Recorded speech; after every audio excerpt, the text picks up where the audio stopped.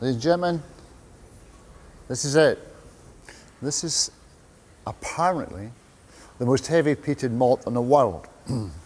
This is the famous Octomore, which I made. And if you just look there, it says parts per million. Peat is 131. It's beyond where anyone's gone before. Why did I do it? Well, like everything else we do at Bruichladdich, because we do it because nobody else is going to do it. And I have the liberty and the freedom to basically create what I want, which is a very, very fortunate position I'm in, and one I appreciate and always have done. The situation was this: Port Charlotte was very good, so I spoke to the maltster and said, look, just let it smoke. Try and smoke the malt for longer, the malted barley, the germinating barley for longer. Don't give it much heat, just smoke it for a week and see what happens. So he did, and the result was 131 parts per million. We thought, wow, how is it going to taste? Will the peat destroy it? I mean, is it going to be too much smoke in there? In actual fact, far from it. As I said earlier, we distill incredibly slowly. So what happens is, with the slow distillation and the heavy phenol in it, the peat is wrapped right inside the spirit. It's throughout the spirit. It's not some heavy peated malts, when you take them in the palate, you get the smack factor. Boom, it's the peat. And that's it. You get the peat and then it's all over. You can't find anything else in there.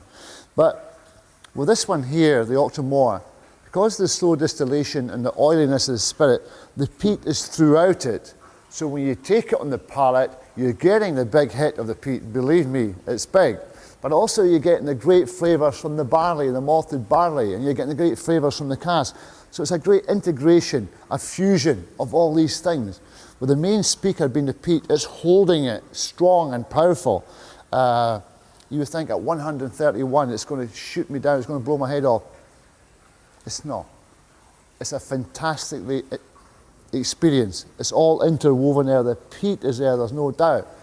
Not so apparent on the nose because of this fusion of all the other flavours, but on the palate, it just it goes straight across the tongue like a bushfire. It's amazing. Your cheeks will start to flush. It's just the whole chest fills up, the cavity of the chest. It's beautiful. It's absolutely beautiful. And amazing enough, when you look at the weight of it, it certainly looks a lot heavier than a non-peated malt. Now, I'm no scientist, but there you go. There is nothing moving there. Nothing is moving there.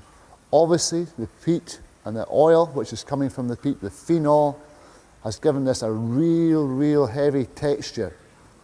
Nothing is moving in that glass. It's just a complete ring of pearls there. So, fantastic texture on it. It's got really oily, but it's a good oil. The oil from the barley with the oil from the peat smoke, it's really great. On the palate, it's sensational. This is for people who have never gone. This is like the Starship Enterprise. It's going where no malt has gone before. And that's what we're about at Bruichladdich. If we don't do it, nobody else will do it. We had our critics who said it was impossible. Well, it's not impossible, because if you want the proof, you go onto the website, you will see the analysis carried out by the government chemist. It clearly states in the analysis 131. We anticipated this reaction. People say, oh, you can't be higher than a certain distillery. Well, we weren't trying to be higher than any distillery. All we're trying to do was make something different. The analysis clearly showed from the government chemist that it was 131 parts. So, we're not telling you that.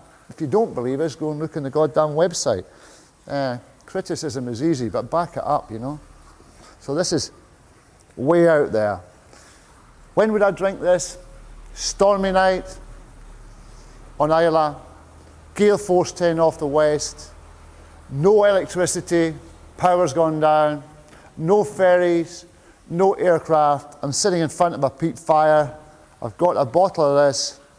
We are completely cut off from the Scottish mainland, which is no bad thing. and I'm sitting there at home with a dram. This would be the perfect moment. And my wife has gone to Glasgow for the weekend. That would be the perfect time.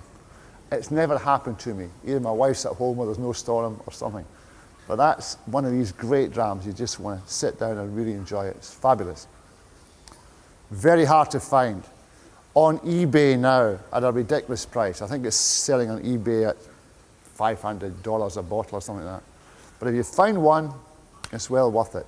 We've got a new release coming out at festival time. Slightly larger, but it is limited, but there's more coming out. Beautiful bottle as well.